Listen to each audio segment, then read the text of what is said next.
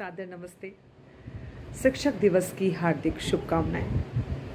शिक्षक दिवस एक ऐसा दिन जिस दिन हम एक महान हस्ती को याद तो करते ही हैं, साथ ही जितने भी व्यक्ति इस व्यवसाय से प्रत्यक्ष और अप्रत्यक्ष रूप से जुड़े होते हैं, उस दिन उन्हें एक गर्व का अनुभव होता है। और या यूँ कह दें, उस दिन लगता है कि आज हमारा महत्वपूर्ण दिन है। मैं इस मामले में सौभाग्यशाली हूँ कि मुझे अपने बचपने से ही बहुत उत्कृष्ट टीचर्स मिले। उत्कृष्ट इसलिए नहीं कि बहुत ज़्यादा डिग्रियाँ थी, बहुत ज़्यादा उनके पास सर्टिफिकेट्स थे, मेडल्स थे, अवार्ड्स थे। महत्वपूर्ण इसलिए कि उन्होंने मुझे समझा। क्लास के कोने में बैठी एक छोटी सी लड़की जो पीछे बैठकर क्या सोचती है, उन्होंने उन आँखों में उमड़ते सपनों को पहचाना और मुझे ग्रूम करने में, इस तरह से आगे बढ़ने में अपना योगदान दिया। शिक्षक दिवस है, सोचा कुछ एक ऐसी कविता कही जाए, बोली जाए, बताई जाए जो उसी लड़की के मनोभावों को अभिव्यक्त करती है। एक छोटा बच्चा 6ठी 7वीं में पढ़ता है। टीचर्स आ रहे हैं क्लास में, एक के बाद एक पीरियड चेंज हो रहा है और टीचर उसको अपना सब्जेक्ट पढ़ा रहे हैं। बच्चा किताबों के बोझ के साथ उतनी ही मात्रा में मन पे और मस्तिष्क में भी बोझ लेकर चल रहा है। कुछ समझ में नहीं आ रहा है, क्या ब्लैक बोर्ड पर चल रहा है, ट्यूशन भेज दिया जाता है घर से, वहाँ समझ पाएगा, लेकिन यहाँ तो कुछ और ही चल रहा होता है।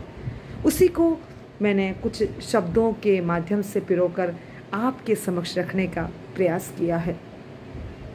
बहुत सोचता हूँ टीचर कि इस बार ठीक ठाक सा पढ़ जाऊँ मैं और पढ़कर दीना, मीना, सकीना और गोलू की तरह अंक ले आऊँ मैं। फैला के अपने सपनों का आंचल ऊंचे अंबर पर उठ जाऊँ मैं। इस बार गर्म मिजाज वाले बाबूजी को थोड़ा खुश कर पाऊँ मैं। पर जो ही मैं कक्षा में जाता हूँ और आप गणित पढ़ाने जब चली आती हैं और आप ब्लैक बोर्ड पर गणित के सवाल करवा रही होती हैं, उस वक्त मेरा मन कोसों दूर भाग जंगल में उस हिरण के पास पहुंच जाता है जो मैंने कल ड्राइंग में बनाया था। मैं अटखेलियाँ करता हूँ उस हिरण के साथ, सोच रहा होता हूँ, खेल रहा होता हूँ और सर पे काला नकाब ओढ़े हिरण के साथ मैं कई जानवरों को भी देखता हूँ। सहलाता हूँ उस हिरण की नर्म सी कमर को। अचानक आप पूछ बैठती हैं, बरखुदार इधर आइए, इस सवाल को हल करो। मैं अचानक चौंक कर खड़ा हो जाता हूँ। न जाने क्यों सारी क्लास मुझ पर हंस पड़ती है। मैं ब्लैक बोर्ड के पास पहुँच जाता हूँ। उन सवालों में मुझे कुछ नज़र नहीं आ रहा होता है। हाँ, कुछ उड़ते पक्षी से नज़र आते हैं। आप कहती हैं खड़े हो जाओ ब्लैक बोर्ड के पास, और मैं पनिशमेंट में खड़ा हो जाता हूँ। खड़ा होकर जब सामने देखता हूँ तो मुझे क्लास के वो सारे छात्र एक जंगल के पास बैठे जानवरों की तरह लगते हैं और मैं मुंडेर के पास खड़ा होकर उनको देख रहा होता हूँ। अचानक वो 8वीं का अनवर कहता है, जा पानी पिया, थोड़ी राहत मिलेगी। और मैं आपसे कहता हूँ, मैम प्यास लगी है। आप शेर खान की तरह दहाड़ कर कहती हैं, जाइए, यही काम करने तो स्कूल में आते हैं। मैं रुआसा सा होकर स्कूल के क्लास के बाहर निकलकर कॉरिडोर में चलता हूँ।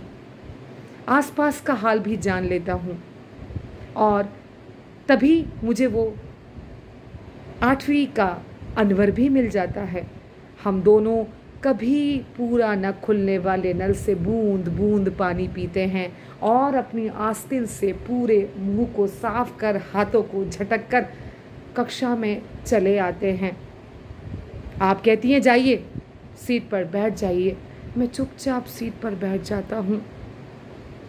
ब्लैक बोर्ड पर देखता हूँ, फिर से वही जंगल, फिर से वही घास, फिर से वही बरगद का पेड़ और वही हिरण नज़र आता है। नहीं समझ पाता मैं आप क्या समझा रही हैं, पर टीचर आप तो बहुत बड़ी हैं ना, और गणित के सारे सवालों को हल करने में माहिर है। क्यों ना आपके पास तो बहुत सारे चिन्ह हैं। उस जंगल वाले हिरण को किसी कोष्ठक में बंद कर दीजिए ना, फिर वो बाहर निकल कर नहीं आएगा और मुझे नहीं सताएगा। फिर मैं ठीक ठाक गणित पढ़ लूँगा, आपसे वादा करता हूँ। बहुत पढ़ना चाहता हूँ टीचर, पर क्या करूँ, मुझे आपकी अलजेब्रा से ज़्यादा अच्छा वो जंगल वाला ज़ेब्रा लगता है। आज बस इतना ही, धन्यवाद।